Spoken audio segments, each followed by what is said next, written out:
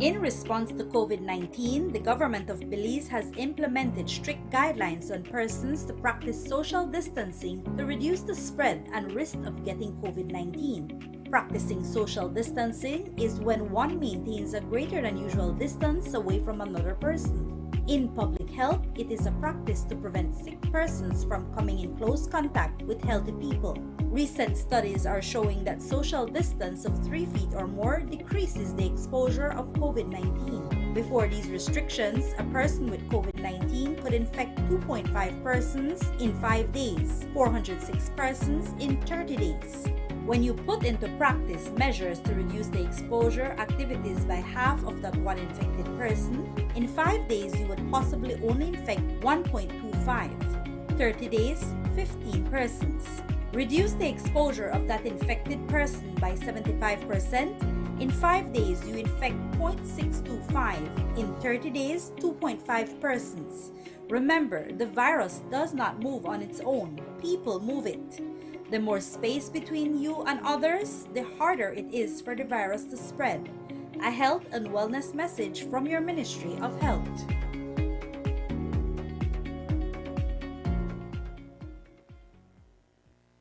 If you have been directly exposed to the new coronavirus or have a history of travel in infected populated areas, it is recommended that you self-quarantine. Identify a room to be used to self-quarantine and limit contact with healthy persons. Keep away from older persons and persons who have medical conditions that affects their immune system. Monitor for any cold or flu-like symptom for up to 21 days and wash hands frequently with soap and water. If you become seriously ill, call your healthcare provider or 0800-664-2273 for guidance. A health and wellness message from your Ministry of Health.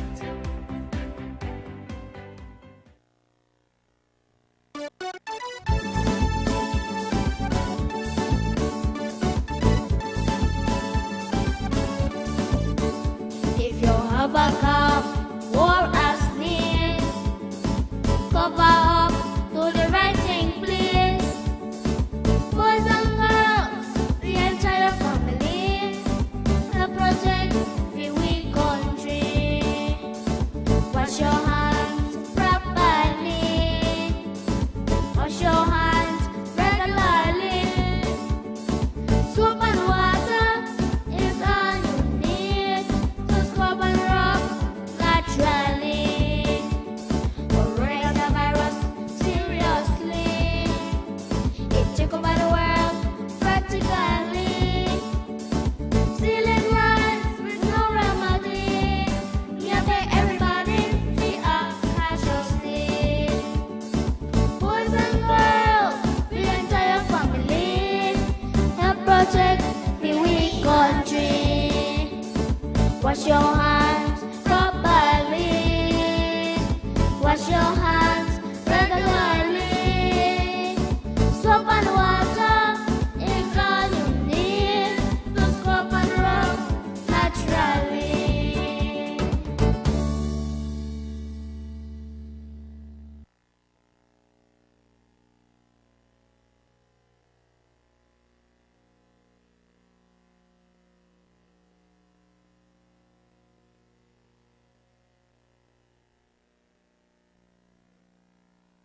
In response to COVID-19, the government of Belize has implemented strict guidelines on persons to practice social distancing to reduce the spread and risk of getting COVID-19. Practicing social distancing is when one maintains a greater than usual distance away from another person. In public health, it is a practice to prevent sick persons from coming in close contact with healthy people. Recent studies are showing that social distance of 3 feet or more decreases the exposure of COVID-19. Before these restrictions, a person with COVID-19 could infect 2.5 persons in 5 days, 406 persons in 30 days.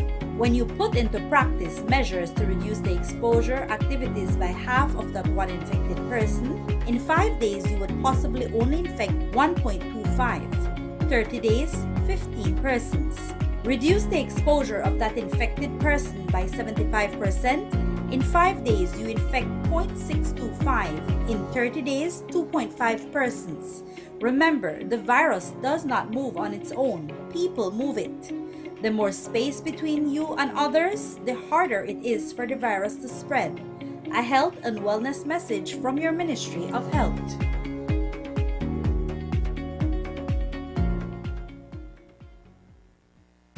If you have been directly exposed to the new coronavirus or have a history of travel in infected populated areas, it is recommended that you self-quarantine. Identify a room to be used to self-quarantine and limit contact with healthy persons. Keep away from older persons and persons who have medical conditions. Good afternoon and welcome to another edition of Ask the Experts, the show where the viewers can ask their questions and have them answered live on air. Today we have a very special show for you today. We have back with us today the Attorney General and Minister of National Security, Honorable Michael Peyrefitte. And after EAG, we will have the Commissioner of Police, Chester Williams, on our show to answer your questions today as well. But the EAG is back with us, and I think you're here. You were with us last week going over the statutory instrument, the new statutory instrument with the new rules and the relaxation of certain measures. But today you're back with us because I think today what you want to do is clarify a couple things as it relates to certain establishments. Over the weekend, I guess some establishments, as you would term it, and try to get cute. So, and they were not able to operate going further. So let's talk about how they were operating versus how they should operate, and so you can talk to us about that as when it comes to like restaurants, bars and grills and such. So I'll hand it over to you, and then you can go from there. Thanks for accommodating me again, Dorian. People get tired of me, I'm sure, but we actually amended the SI. We amended it to reflect the changes and the situation that we saw over the weekend, and the Governor General will sign a new SI that we will put out again. So there's a new one? No, it's just a repeal and replacement, but it's not major. Okay. It's not major. From what I said on Thursday, what I'm saying today, those are the only changes. What I said on Thursday remains, but what I'm saying today are the only changes that will be made. We had a policy where you asked me the question last week if places like Sun Antoinette or Hull Chanman Reef, those places can open. They can open now. So the archaeological sites and the places we go on to see, Hull Chan Marine Reserve, Shark Real, and those places, open again and you can go to them. And a spin-off for that is that now tour operators can now operate to take people in those areas. For local tours. Let me repeat, social distancing is mandatory and still in effect. Wear your mask if you're not in the water. So that remains. That remains. The big one I want to talk about today, Dorian, is about restaurants.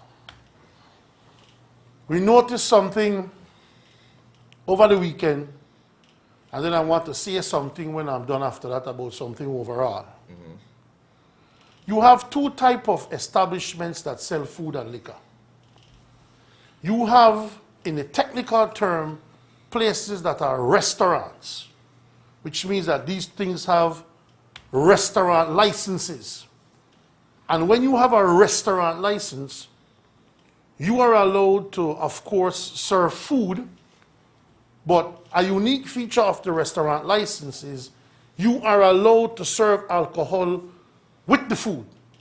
So if I go and I sit at a restaurant and I eat my rice and beans, or I eat wings and fries or whatever, I can serve that food with a beer.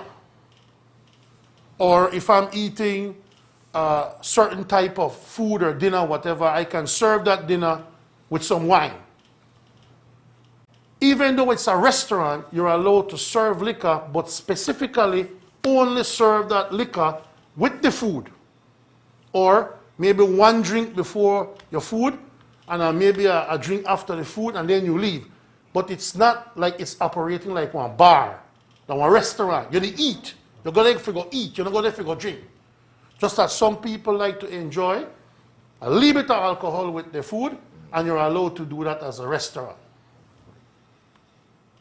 There is a particular type of license called a publican special license. The publican special license allows you to do exactly what a restaurant does. You serve food, you get liquor with the food, but the unique feature of a publican special license is you can go to that place and just drink and not eat no food, none at all. So they can operate as a bar. They operate as a bar and a restaurant combined. Those places could not open over the weekend or could not open as of Friday, because then they are not, strictly speaking, restaurants. They are more bars who happen to serve food on the side. Restaurants serve food mainly with liquor on the side. Bars, like publican special places, serve liquor with leave food on the side. The law has been amended to say this. If you hold a publican special license, you will be able to open, but you must operate as if though you are a restaurant. So even though you can open and you have a publican special, for now, you can only serve your liquor with food. So if you had a publican special license and you don't need to serve food none at all, you need to start to serve food now, or you have to remain closed. It's as simple as that. I repeat, if you have a publican special license, you can open, but you must operate like a restaurant. Now, last week we said don't get cute. Now let me give you a scenario. If you have 4 people around one table with 1 dish of ceviche and 5 buckets of beer, then clearly you're not operating like a restaurant. You're operating like a bar.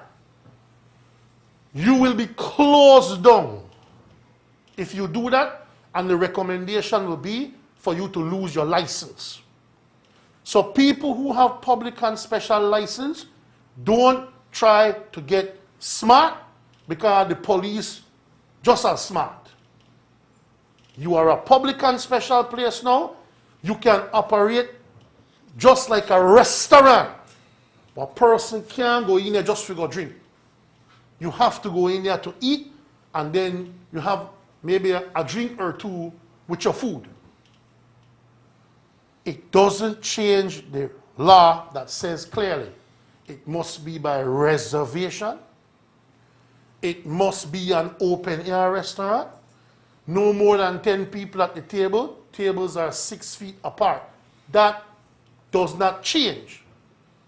So if you're a publican special, you can operate like a restaurant. A drink or 2 with your food, and then you leave that restaurant or you leave that place. We don't want to encourage people to hang out. You go, you have your meal, a drink or 2 with your meal, and then you leave. If you go there, or if the patrons of these places allow people to go there and hang out like a bar, the recommendation will be for you to lose your license. Because over the weekend, Dorian, too much slack behavior occurred. And listen, a second wave of COVID-19 is all but imminent, you know. And people are being too relaxed and too reckless. Now it's up to the NOC and it's up to the task force. But I am telling you, the national security apparatus will have no difficulty in recommending to the NOC, to the task force, and to the cabinet for us to go back to where we were very, very strict, you know. Because it is ultimately our responsibility to make sure that people are COVID-19 free. I repeat, reservations only, open air. If you're a restaurant, you continue to operate like a restaurant. Food mainly, with a drink or two with your meal. If you're a publican special, people can't go to the place just to drink. You have to go there and have a drink or two along with your meal, just like a restaurant. And that is the main change that will occur in the SI going forward. Like I said, I just wanted to make that point very, very clear to the public. And pretty much that's the only major change that has occurred in the SI. And I know you have the commissioner come on. And so if you have any question as it pertains to that, I'm prepared to ask as it pertains to that. We're still not at the stage where we encourage partying and jump up the spot. We're not there yet. Stay away from DJs in your restaurants. Stay away from live bands and those. It cannot happen. A lot of this happened yesterday. A lot of people took advantage of the situation over the weekend. Let me tell you, you will not be able to do that this weekend. You will not be able to take advantage. You will be shut down. And it will be recommended that your licenses be taken away. People have become too reckless. I see so many pictures on Facebook and what people just reckless without their mask, no social distancing, all over the place. It cannot continue, people. Remember, we're in the middle of a pandemic. We have to be smarter than that. And I don't know if you have any questions as it relates to that. Basically, I got one beer with my ceviche, but not ceviche with my beer. Pretty much. If you have your ceviche, 4 of us at a table, we have made reservations. And the purpose of the reservations is so that the owner of the establishment can manage the crowd. You don't want 10 groups just pulling up at the place at the same time. Do by reservations. Once you have your reservations, people are there primarily to eat and to maybe, for those who like a drink or two with their meal, to have a drink or two with their meal. Now, of course, if you're at a hotel, then the hotel people can serve the drinks to you if you're at a hotel, and you must consume those drinks on the premises of the hotel. But if you are primarily a restaurant and a bar, if you are a publican special license holder, you will now have to operate like you're a restaurant. The restaurant people can continue. But nobody is allowed at this time to operate for drinks only. I hope I've made that pellucidly clear.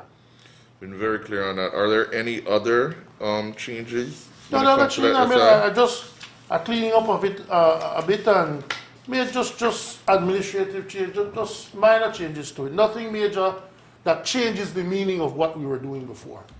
Okay. But the tour operators and the tour guides can now operate, practicing social distancing and the like. And the sites can now open, archaeological sites and the like that can now open. Oh, I'm checking to see if we have any questions here. If you're a hotel and you have a restaurant at the hotel premises, if people are coming from who are not staying at the hotel, they can come to the restaurant, they can have their food with maybe a drink or two, but you can't stay at the hotel bar and drink. No. If you're not staying there. No, if you're staying at a hotel, by all means, you can hang out at the bar and drink. Well, we still wouldn't encourage you having an open bar where people hang out at bar. You're staying at a hotel bar and you're by the pool and you're social distancing and they're bringing the drinks for you and stuff, that's fine.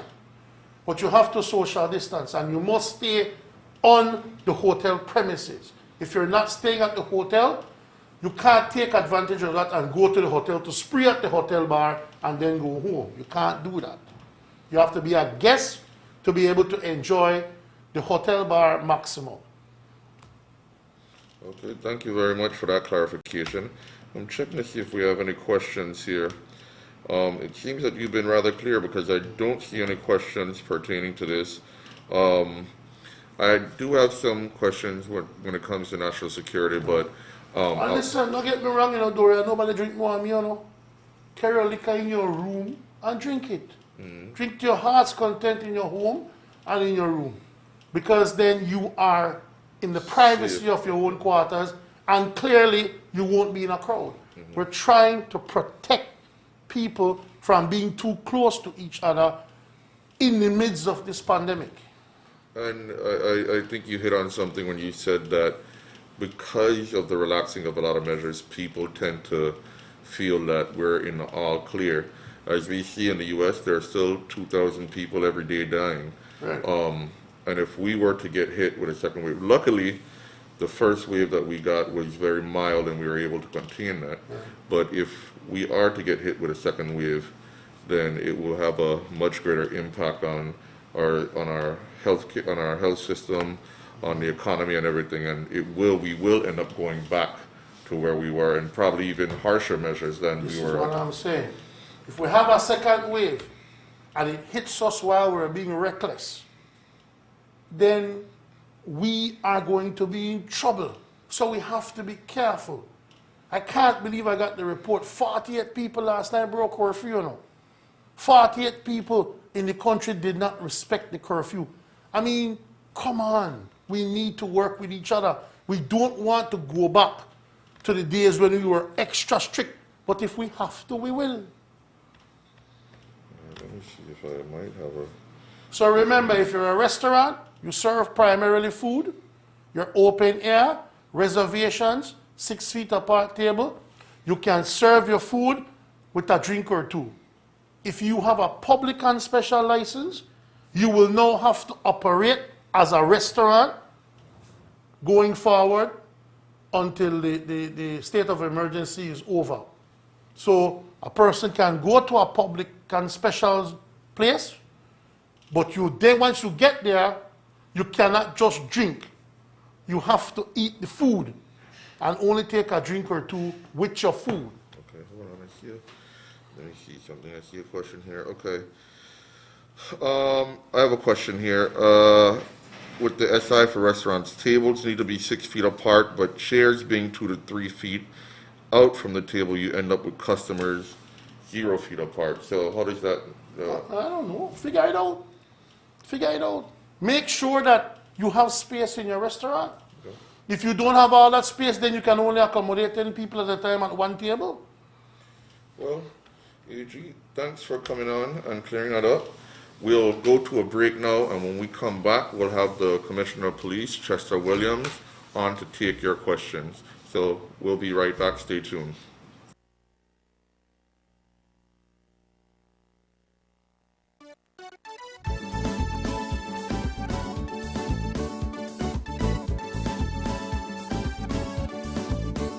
If you have a cough or a sneeze, cover up to the right thing, please. Boys and girls, the entire family, help protect the weak country. Wash your hands properly. Wash your hands regularly. Soap and water is all you need to scrub and rub naturally. Coronavirus, seriously, it took over the world practically. Sealing lines with no remedy. You pay everybody fee cautiously. Boys and girls, the entire family, help protect the weak country. Wash your hands properly. Wash your hands regularly. Soap and water is all you need to scrub and rub naturally.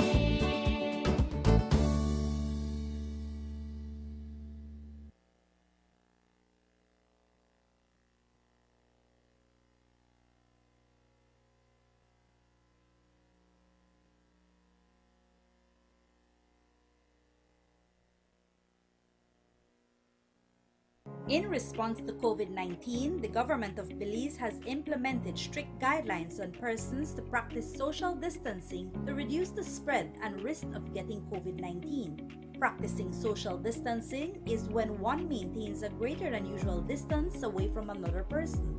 In public health, it is a practice to prevent sick persons from coming in close contact with healthy people. Recent studies are showing that social distance of 3 feet or more decreases the exposure of COVID-19. Before these restrictions, a person with COVID-19 could infect 2.5 persons in 5 days, 406 persons in 30 days. When you put into practice measures to reduce the exposure activities by half of that one infected person, in 5 days you would possibly only infect 1.25, 30 days, 15 persons. Reduce the exposure of that infected person by 75%, in 5 days you infect 0.625, in 30 days, 2.5 persons. Remember, the virus does not move on its own, people move it. The more space between you and others, the harder it is for the virus to spread. A health and wellness message from your Ministry of Health.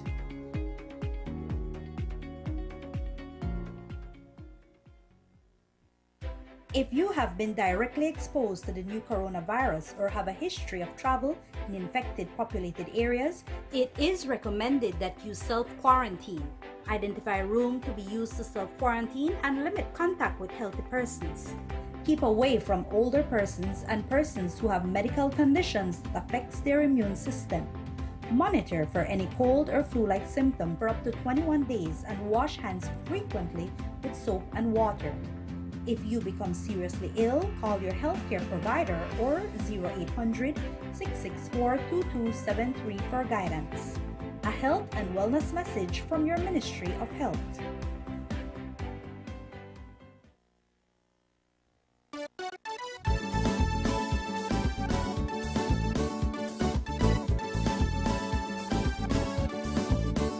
If you have a cough or a sneeze, cover up to the right thing, please. Boys and girls, the entire family, help protect the weak country. Wash your hands properly. Wash your hands regularly. Soap and water is all you need to scrub and rub naturally. Coronavirus, seriously, it took over the world practically. Stealing lives with no remedy. Yeah, make everybody feel cautiously. Boys and girls, the entire family, help protect the weak country. Wash your hands properly. Wash your hands regularly. Soap and water is all you need to scrub and rub naturally.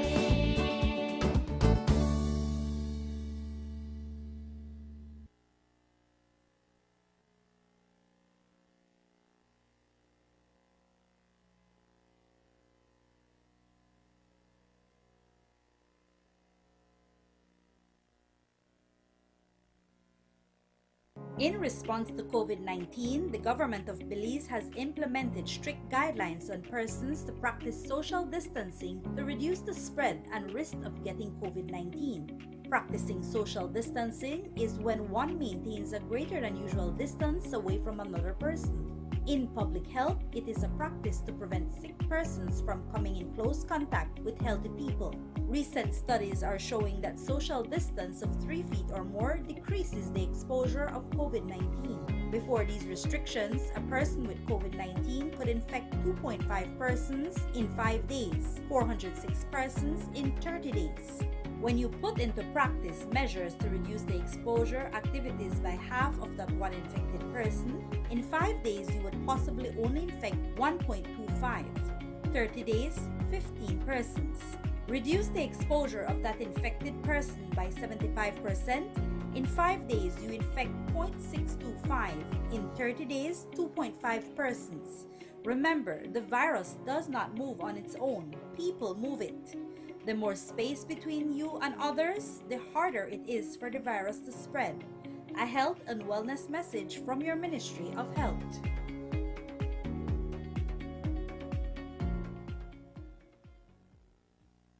If you have been directly exposed to the new coronavirus or have a history of travel in infected populated areas, it is recommended that you self-quarantine.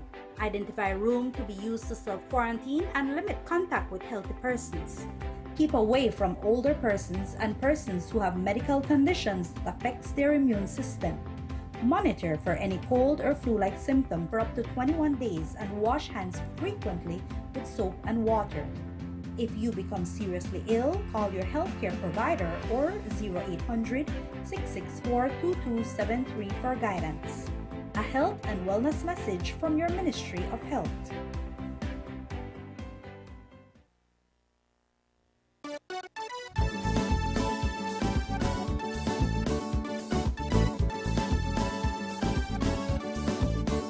If you have a cough or a sneeze, cover up to the right thing, please. Boys and girls, the entire family, help protect the weak country.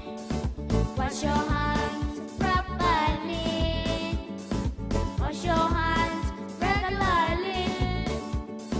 Soap and water is all you need to scrub and rub naturally. Coronavirus, seriously, it took over the world practically. Stealing lives with no remedy. Yeah, pay everybody the cautiously. Boys and girls, the entire family, help protect the weak country. Wash your hands properly. Wash your hands regularly. Soap and water is all you need to scrub and rub naturally.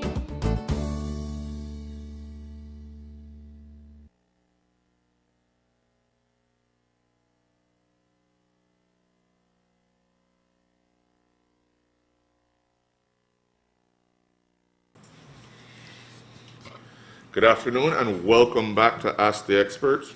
We had with us just now the Attorney General who explained some of the changes to the latest statutory instrument as it relates to restaurants and bars. And as promised, we now have with us the Commissioner of Police, Chester Williams, and he's here to take your questions and also to talk about some of the difficulties they've been facing as far as enforcing and policing during this state of emergency and some of the challenges they're facing and what they're seeing. And first of all, Kampola, I want to commend you on the job that you've been doing, on the work that you've been doing, keeping the country safe, and especially to all the officers out there that are working extra hard to keep us safe. So I want to commend you and the department in doing that. So let's jump into it. It's no easy task keeping the country safe, especially in these times with we're in a state of emergency. There's a pandemic looming over us. So what has been one of the toughest challenges in these times? Yes, good afternoon, Dorian, and good afternoon to the viewers and listeners across the country. Thanks very much for your compliments, but I believe that that compliment is more deserving to the men and women of the Belize Police Department who are out there on a daily basis ensuring that the state of emergency regulations are enforced. You know that the police is under constant scrutiny, especially now. And one of the most difficult tasks we have is because of the fact that we live in a society where some people seem to be confused in a sense that they don't know what type of society they want to live in. Do they want to live in a peaceful society or do they want to live in a belligerent society? And it is one that the police must look at and ensure that we live in a peaceful society. We're seeing that the state of emergency regulations, when they are being violated and police go after persons who are violating, we are being criticized by those who believe that it should not be enforced against certain people or certain class of people. But as a department, we must ensure we do our best and be objective. And when there is a need to exercise discretion, then we should. But as I've said before, that I don't believe that too much discretion should be exercised, because if we do, then no one is going to take us seriously, and we will go right back to where we used to be. And so that, to me, right now is the greatest challenge that we are having. And most importantly, the fact that many of the Belizean people believe that there's an all clear, that things is now back to normal, and tends to forget that we're still in a state of emergency, and the regulations still do apply, and there are still certain restrictions that people must adhere to. Now, Kampol, I want to ask you something with regards to, as we are in a state of emergency, and there is a fear and there's a threat of a possible second wave when it comes to COVID-19. And if we do get a hit with a second wave, a high probability that it may be an imported case. I know our borders are closed, but we're still seeing issues of people coming across through illegal border crossings. How have you all been able to mitigate that, and what are some of the challenges that you face there, and what has been the experience of the officers or whatever coming into contact with these people?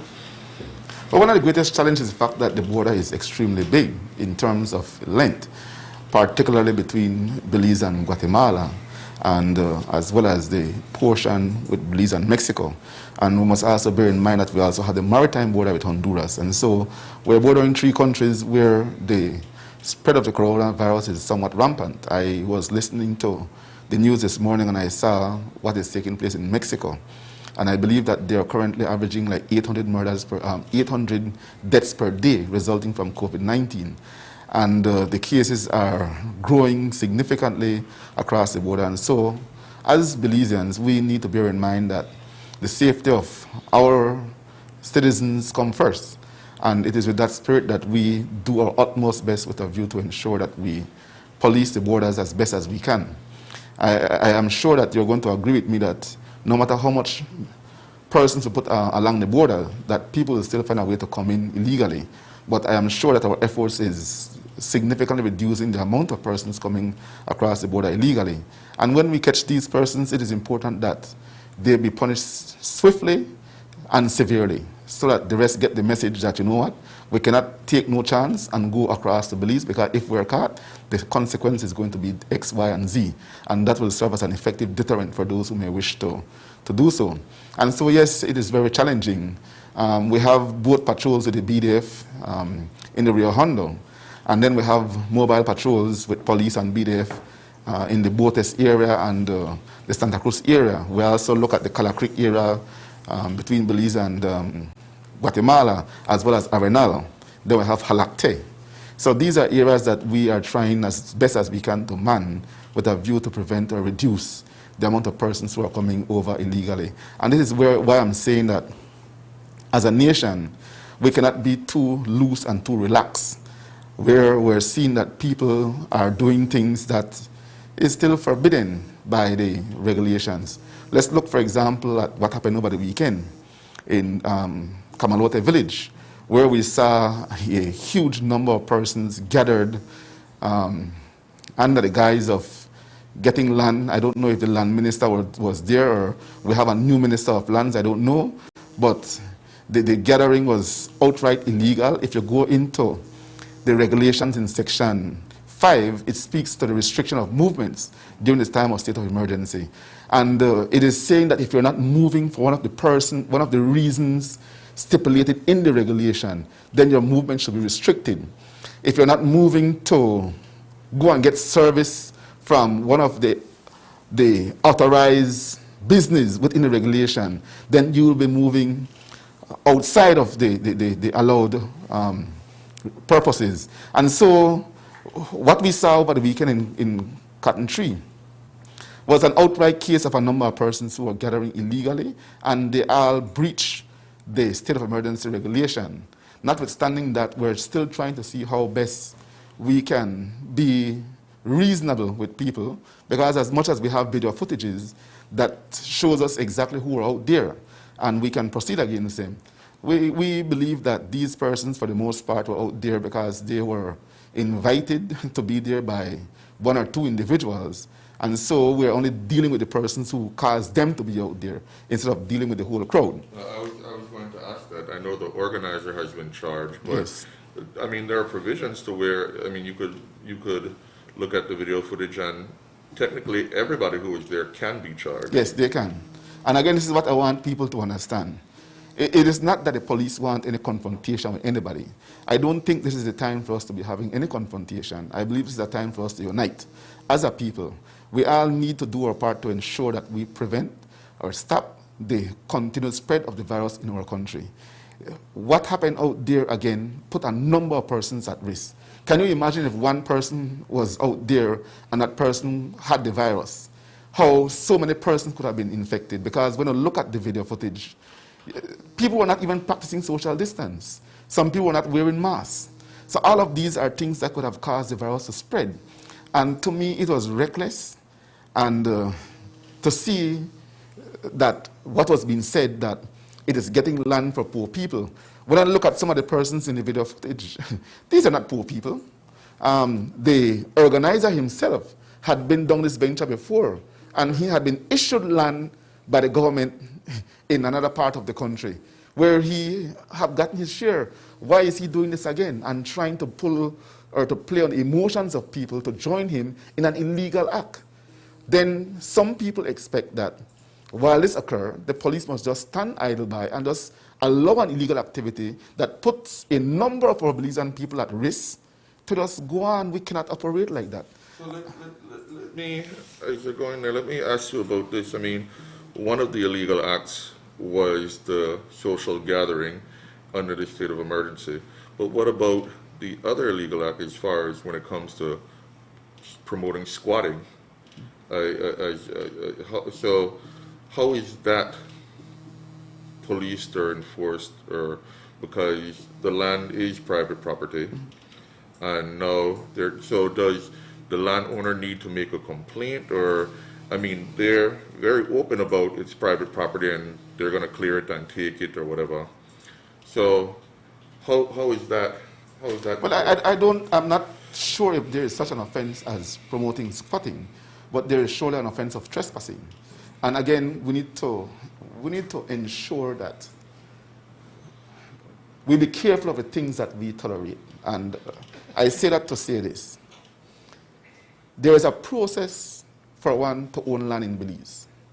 The Registered Lands Act or the Law of Property Act outline the process by which one can acquire land in Belize.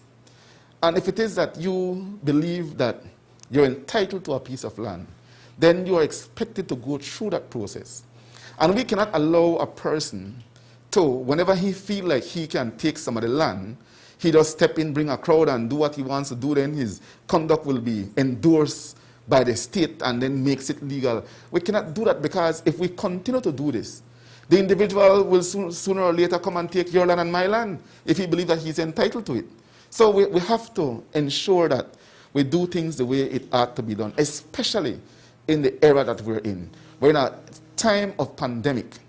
The least they could have done was to wait for this pandemic to be over and then try to see how is it that they can try to acquire whatever piece of land that they want. The land, from what I'm told, is private. And if it is that the owner of the land have not paid taxes for a number of years, that still do not give them the authority to go in and believe that they can strong the land.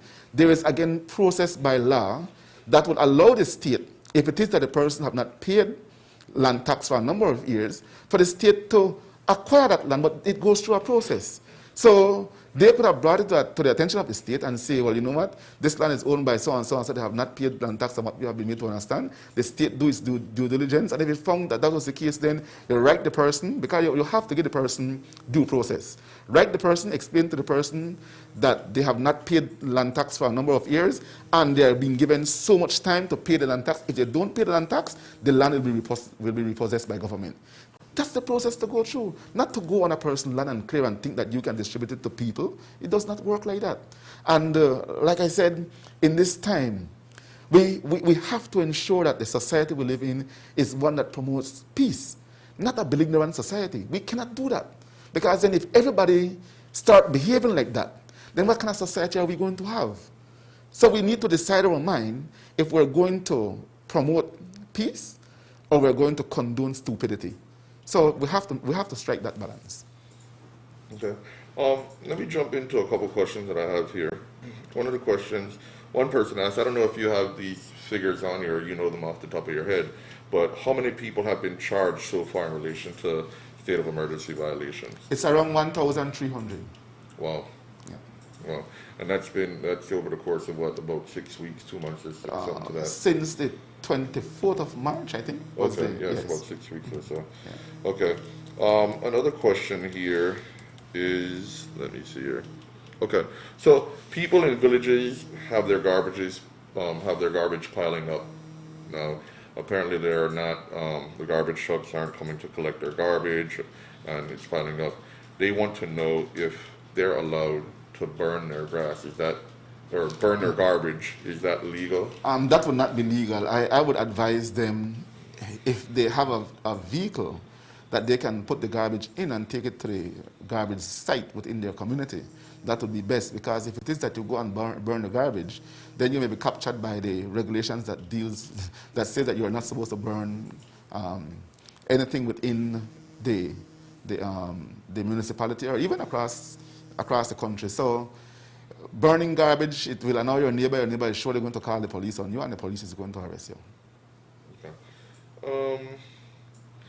And because you're not only the commissioner of police, but you also have a legal background. You're an attorney, and let me because you are a representation of the Belizean dream. You hear about the American dream, but you are the Belizean dream as far as working up the ranks, working hard, going to law school, becoming an attorney, getting called to the bar, and now you sit at the top of the Belize Police Department. How has your legal training and background affected how you police now, how you see policing now? Because I don't know if it's changed, if your views have changed before when you were a police officer, before going to law school, and then since becoming an attorney. And so how has that changed your view? Well, it did change my views a bit. Having a legal background for me is a plus as the Commissioner of Police, because I can see things not just as a police officer but also from a legal standpoint, and with that I am able to not only guide myself but also guide the officers below me to ensure that whatever we do is done in conformity with the law.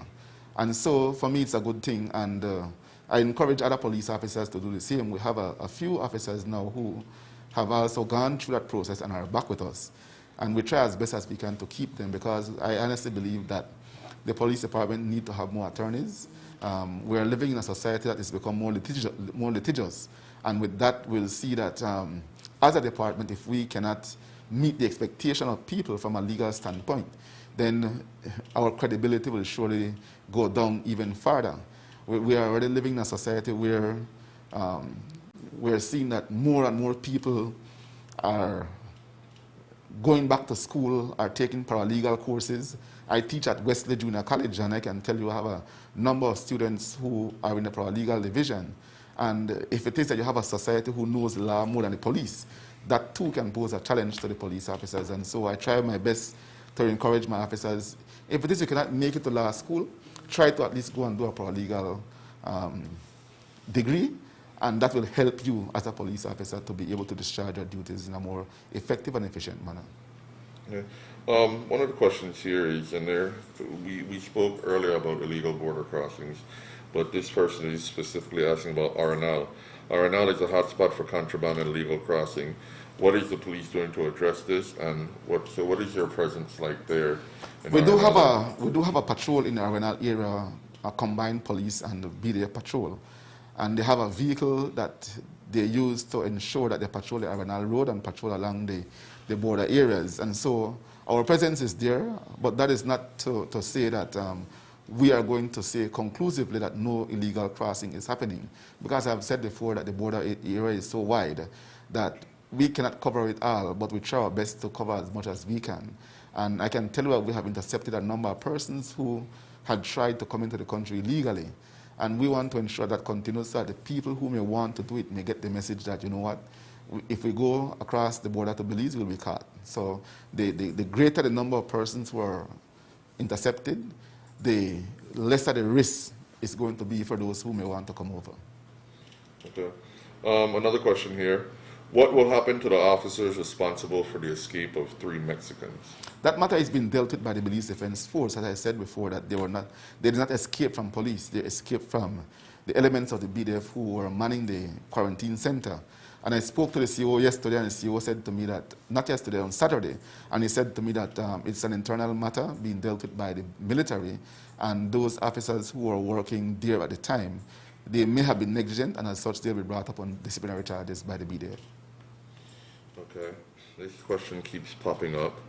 People want to know if members of the media have been charged or will get charged, and is there any reason that if they have not been, is there any reason because some members of the media were seen not wearing a face mask in public on television? There were not a question that have been asked from Friday, and I know that they're pointing to Jules Vasquez. We don't need to play Bra and Nancy. I know exactly what they're talking about. But like I said to people, because the question on social media, when will the commissioner charge Jules Vasquez? The commissioner was not out there on that morning in question when Jules Vasquez was seen without a mask on. I am one man, I can be at one place at a time, and I was not out there. I rely on the officers below me to discharge their functions as police officers. Upon seeing the video, I questioned the officers who were working out there to ascertain from them what had happened. And for an explanation I got was that the officers were busy dealing with Raymond Rivers, who was behaving away, and they did not see Jules until a little while after. And I spoke particularly to the officer who was in charge, Superintendent Chan. And Chan said to me that upon seeing Jules Vasquez without the mask, he approached Jules Vasquez and said to him that he was not wearing a mask. Jules Vasquez immediately apologized to him, saying that he just ran out of the vehicle, forgetting that he did not have on the mask. And quickly Jules went, get the mask from his vehicle and put it on. If the officer accepts Jules Vasquez's explanation and exercise his discretion not to charge Jules Vasquez based on his explanation, then I personally don't see nothing wrong with that. And let me say that there are many Jules Vasquez out there, including you and I. Last week, Friday, I went into West Rock. When I went into West Rock, I see everybody looking at me like I'm crazy. And I'm like wondering, why are these people looking at me the way they were? Then I realized I did not have on my mask. And I quickly ran outside to my vehicle, got the mask, put it back on, and I walked up to the cashier. I said to her, "Miss, look at me, tell me I got on my mask, man." Right? He said, "Mr. Well, I don't want to tell you." But it is something that we're still trying to adapt to, and so it happens to the best of us. Now some say that, oh, I'm a poor person or I'm a person of influence and I get charged. Dorian, I can tell you, every day police give so many poor people breaks who are found without no mask. Most of the persons that police end up charging for not having a mask, they got charged because of their mouth. Because when the police warn them, they want to have an attitude and say things to the police, and they have some of them who do it purposely, don't want to wear the mask. So in terms of exercising discretion, the police have been doing that. I can tell you, I drove around with masks in my vehicle, boxes of masks. And when I see someone without a mask, I stop, I warn them, and I give them a mask. I am the type of person that I do not interfere in the work of the police. And people who want to be honest, they can tell you when they call me and tell me police got them picked near or got this one, and they want me to intervene to tell the police not to charge, that is not my style. I don't believe that it is my place.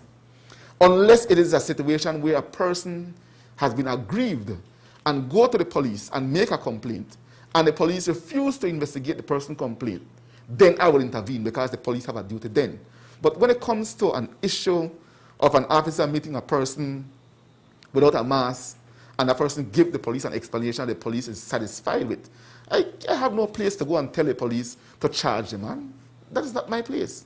And so the issue with Jules Vasquez and the police, I have no issue with it. And I can tell you, Dorian, every morning I watch the local talk shows. And I am seeing that the talk shows have invited guests in studio.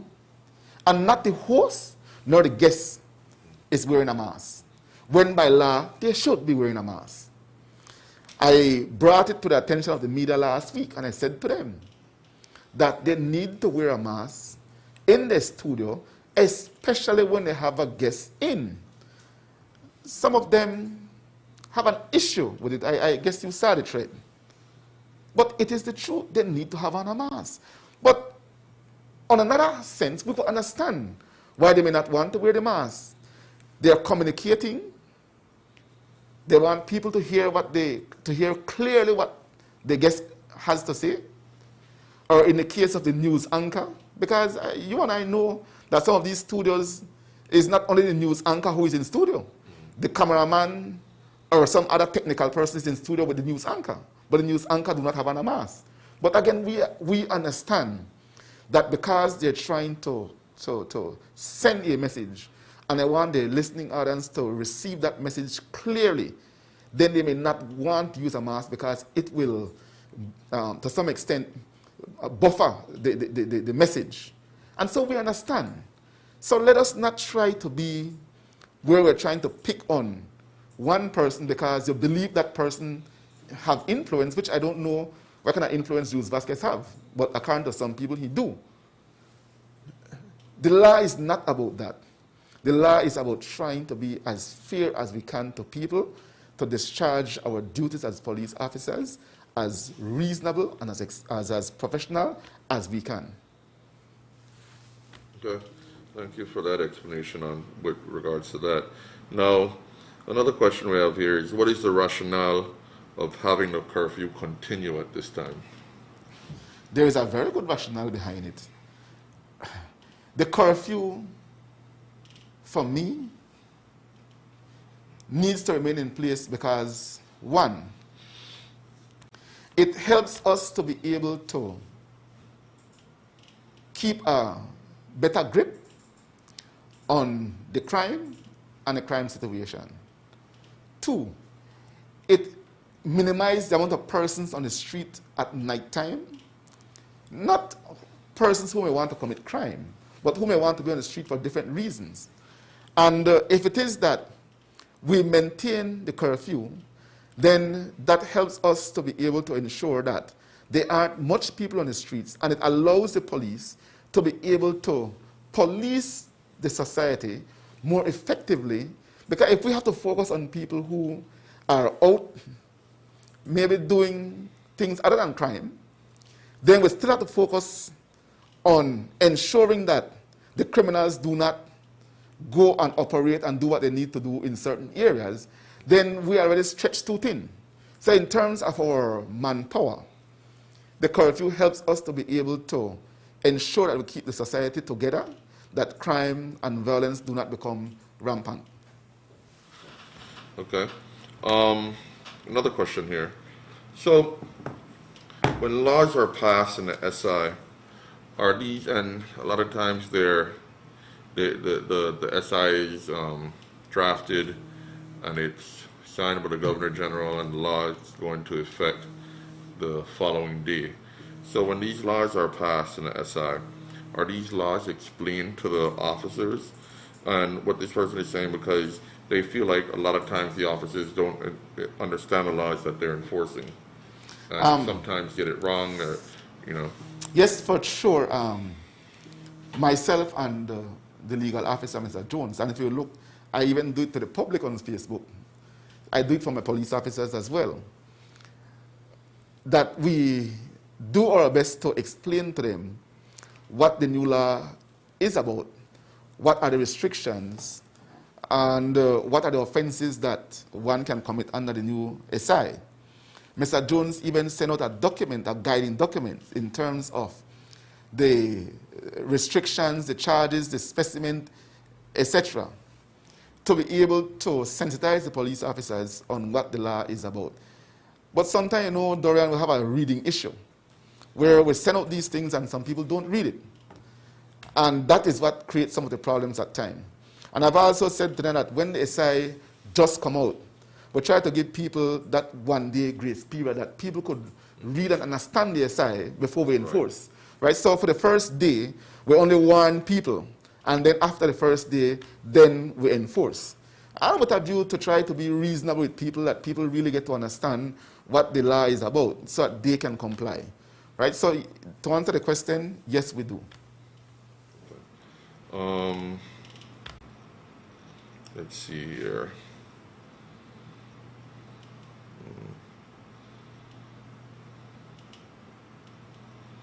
Going through some. Okay. Can you give an update on Mr. Guillermo Foreman? Has he been charged? Also, can you speak on the issue that transpired in Guineagrass, where the young man refused to accompany the officer to the station for not wearing a mask, and the officer is shown pulling out a firearm? The Guillermo Foreman issue, Mr. Foreman is still in quarantine. As soon as his quarantine is over, then he'll be taken to court. In terms of the Guineagrass issue, I have said in the news on, I think, Thursday last week, that the officer was within his right. He did nothing wrong. He saw an infraction being committed by the young man. He approached the young man, detained the young man, informed him of the offense committed. The young man's father came without a mask as well, practically attacking the police. They got into a verbal exchange with the police officer, who you can see on the video was being very calm. And as the officer, and you also have a lady in the background who was also inciting the father and the son not to go with the police. And so when the police started to take the young man away, you saw clearly when the father went back behind the police to try to corner the police. And that was when the officer stepped back and pulled out his weapon. The officer was totally right. You cannot wait for you to be tackled before you try to defend yourself. Because if the father and the son, and maybe the woman, would have held on to the police, they could have taken away his gun, killed him with his own gun. So the police must act in defense of himself. And so, as I said before, that I support the police 110% in his action. Okay. How many people were charged over the weekend, and what were the different violations? Over the weekend, we charged, I think, 63 different persons. They were charged for moving during a restricted period without proper explanation. There were breach of curfew. One person was charged for lighting a fire against the regulation. And a number of persons were charged for not wearing a face mask. Okay. This person says some people were arrested within hours after SI 54 was gazetted without warning of the change. Do you feel that there's an injustice since not proper time was not given?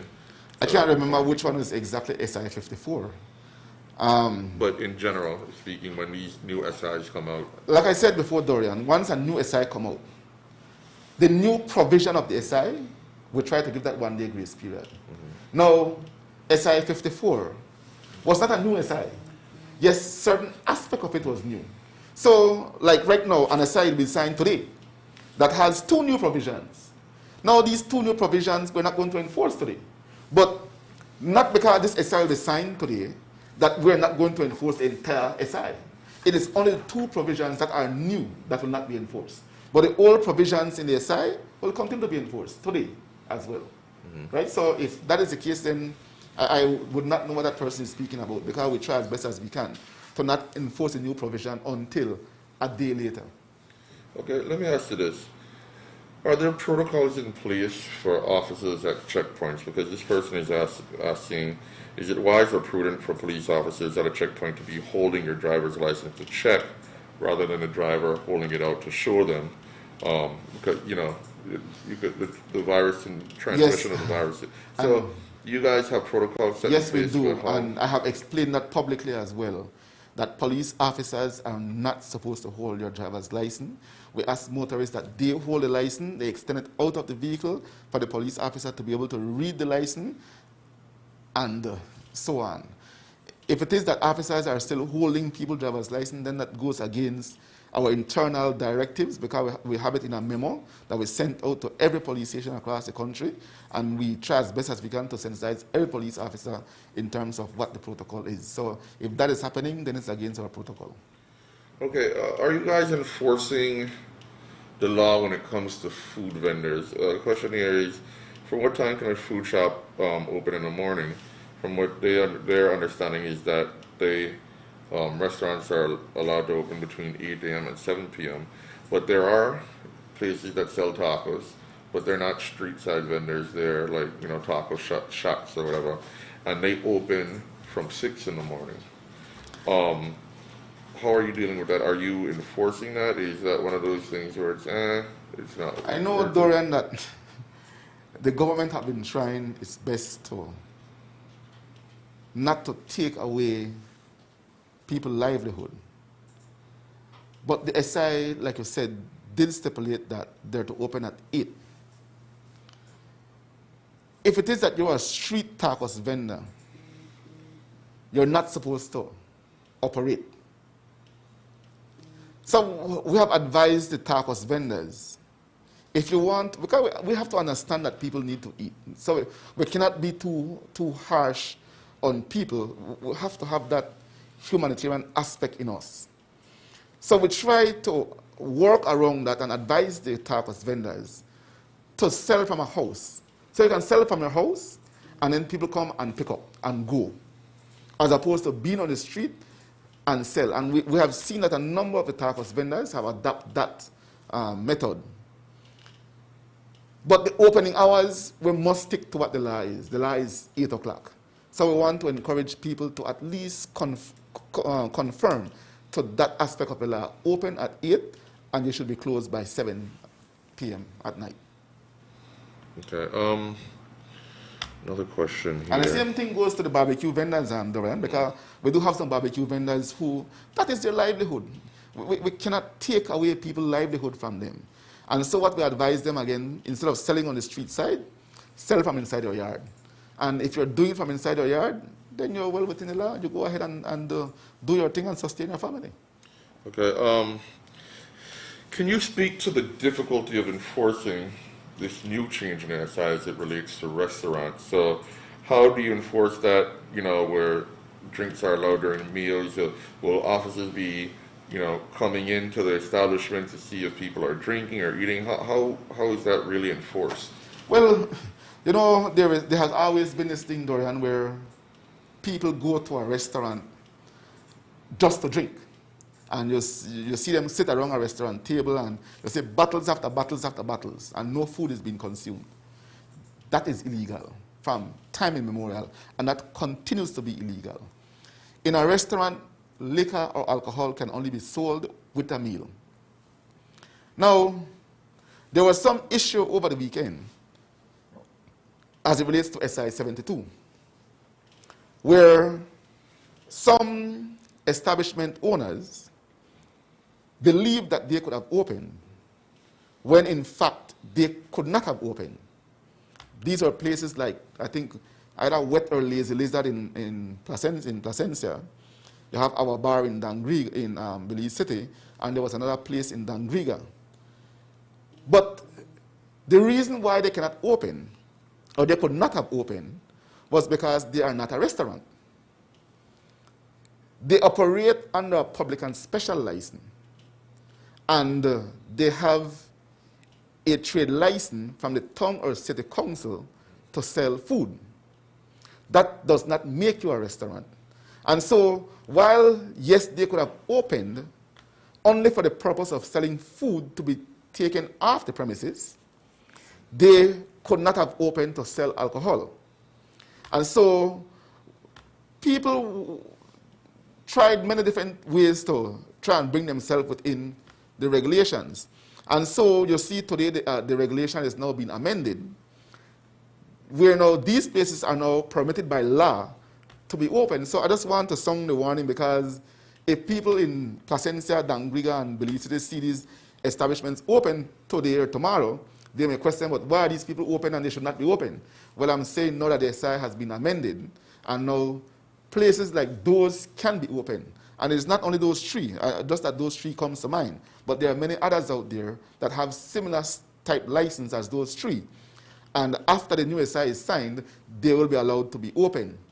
And again, while they're allowed to be open, they can only sell alcohol with the food, because places that have a public and special license, which for the most part are bars, cannot open. So what has been done now is that while these places can open, they can sell alcohol, but only with food.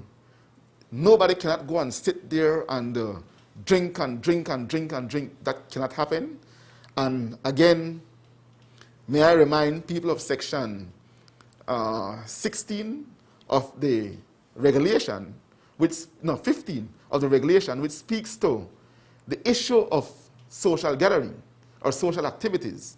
So the law is still clear that you cannot have any kind of social activities at these establishments. So you can't say you're going to our bar, go have a birthday party, or you're going to Chow San, go have a birthday party. You cannot do that because it is not permitted by law. In terms of persons who want to have social activities at their home, because I put the question, or not the question, I had placed on my social media page over the weekend that you can have a social event at your house, but you cannot invite nobody from outside the household. And a person asked a question under the thread. He said, but Mr. Williams, I don't believe you because I know that not the SI. Well, it is in the SI. That while, yes, you can have while you function at your house, you cannot have nobody from outside. And let me see if I can find that provision in the SI. It's under section 15.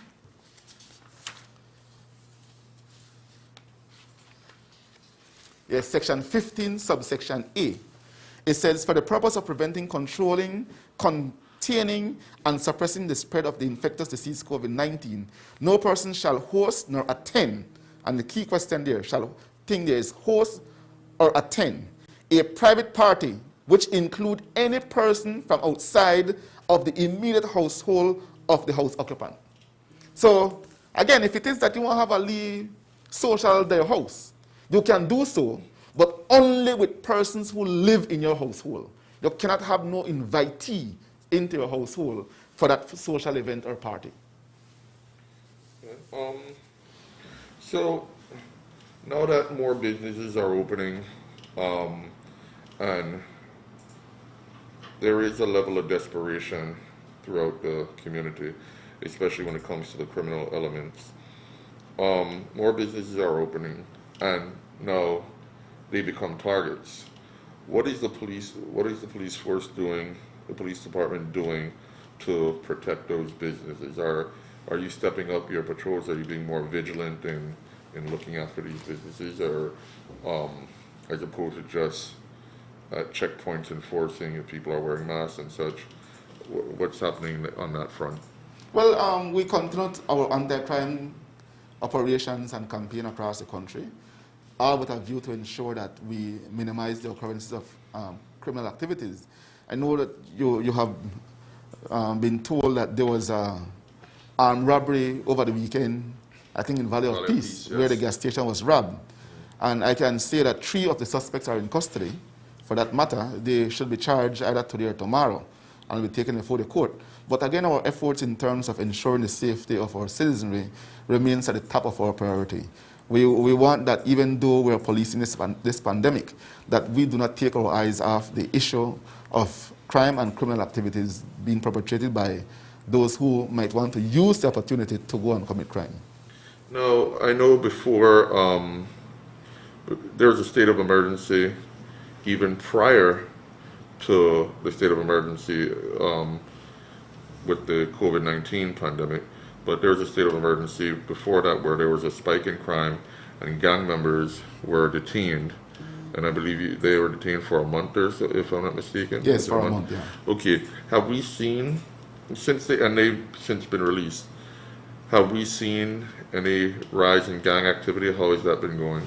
Yeah, I think for the most part, the young men are behaving well. I must applaud them for their efforts that they're making in trying to hold true to their words. I know that there is still peer pressure on them because there are some who may be within their fractions who may want to do their own thing.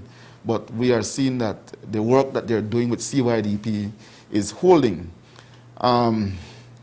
It is not easy, Dorian, to be honest, because every time a crime happens somewhere, people start to shout, lock them down back. But I can tell you that since that group of persons were released, we have not seen no criminal activities coming from either of those groups. And that is good to know.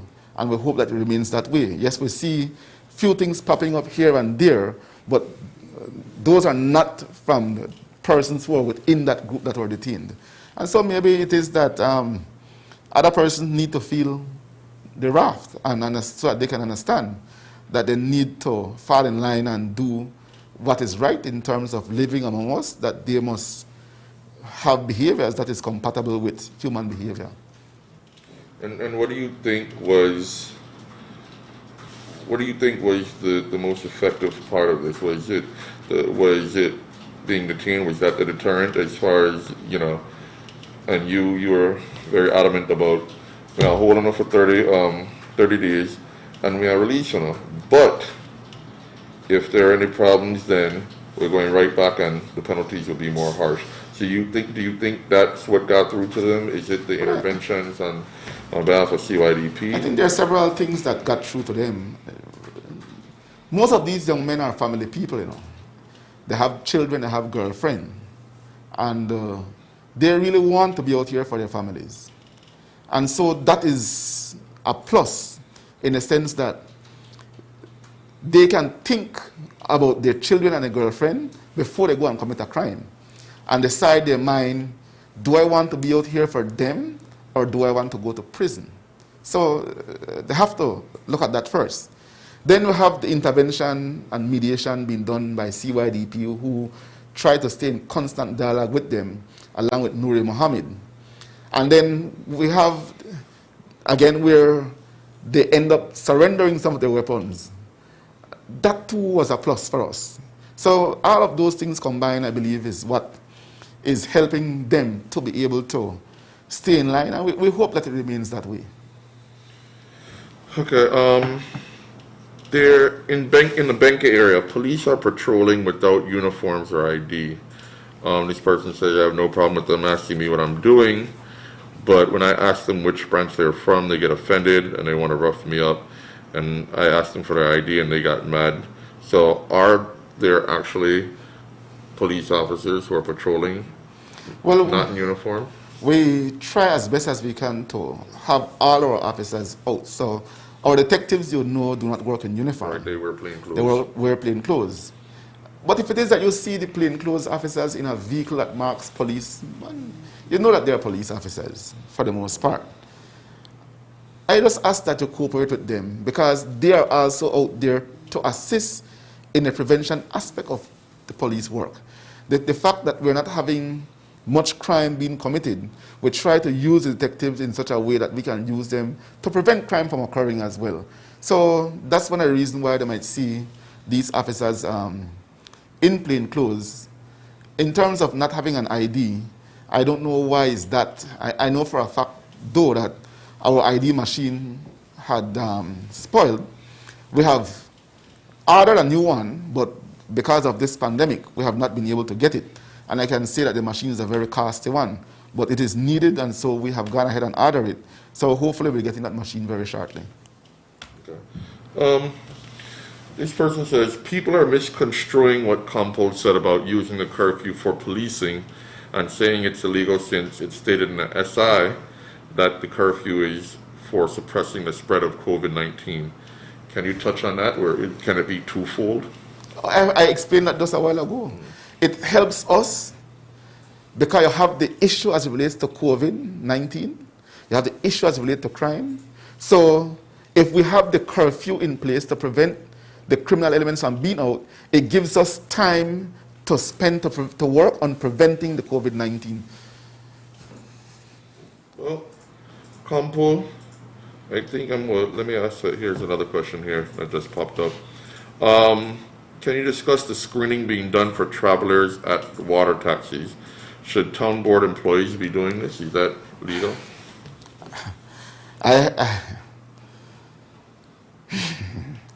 Anyhow, I have had that talk with Mr. Noble. The SI did not empower the town council to be engaging in any screening. The SI empowered the security forces.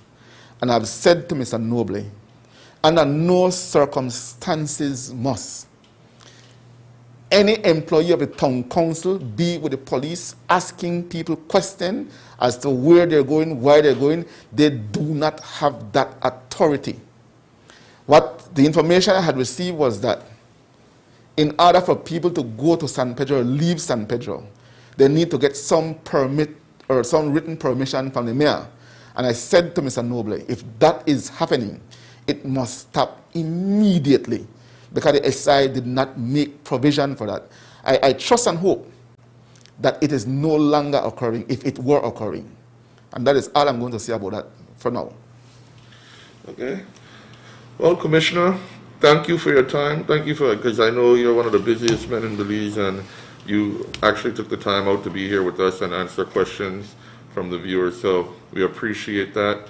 Once again, I want to commend you for all the hard work that you've been doing along with the men and women of the Belize Police Department. So thank you. Now, ladies and gentlemen, I have a closing. by all means, go ahead. Yeah, Dorian, I want to say thanks for the opportunity to come on the show. I know that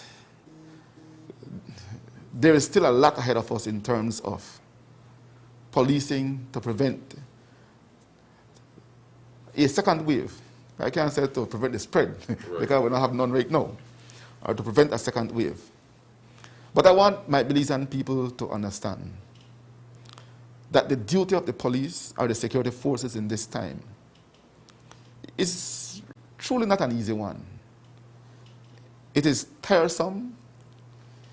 It is frustrating at times. It is also stressful at times. But we have a responsibility. In order for us to discharge that responsibility in such a way that the state can achieve its objective of keeping the COVID-19 out of our country, it must span beyond the police or beyond the security forces. Each and every one of us as Belizeans have a responsibility to ensure that we do our part, first and foremost by following the law. Many people seem to not be satisfied with the restrictions being imposed. But I'm sure that majority of Belizeans would agree that many of the restrictions have been lifted. And currently we're in a far better position than everybody around us. And by most persons across the globe. But the fact that we are in this position does not mean that we must drop our guards. It means that we must, in the words of Dr. Manza, we must continue to remain vigilant. Because if we don't, then we have a second wave. We will be going right back to the same restrictions that we had before. And I am sure that people will not want that. But it goes back to what I'm saying. If we play our role, we do our part, let us not promote a belligerent society. It is going to help us. They say, God help who help themselves. God have taken us through the first wave. I will tell you, while God help people who help themselves, the good Lord do not help idiots. And if it is that we behave like idiots and ignore the measures and behave recklessly, and we get a second wave, God no help we, because we're behaving like idiots. So I end up by saying, let us continue to work together, because for the most part, majority of our Belizean people are doing what they should do. They are listening, they are cooperating. They have a few who are not. And I want to appeal to them to please look at the bigger picture. It spans bigger than any one of us. Let us do the right thing. And if we do that together, we can keep our country COVID-19 free henceforth. Well, thank you for those last words, and you're absolutely correct. Because, like you said, if there is a second wave, I'm sure it will be worse than the first. So we need to do our part. You all are doing your part, and we need to be supportive in your endeavors, and we need to do our part as well. So thank you very much, viewers. Thank you for tuning in. Thank you for your questions. Remember to practice social distancing. Keep yourselves and your families safe. Wash your hands regularly. If you have any other questions or concerns, you can always check the Ministry of Health hotline, and that's 0800 MOH Care, 0800 664 2273. And there's also the COVID-19 website, www.covid19.bz. And there's the Government of Belize Press Office Facebook page and the Government of Belize Press Office website, which is www.pressoffice.gov.bz. And if you missed anything on the show, it's available on the Press Office page. You can go back, and I'm sure some of the questions that you may have would have been answered then. Thank you for tuning in, and until next time, have a good day.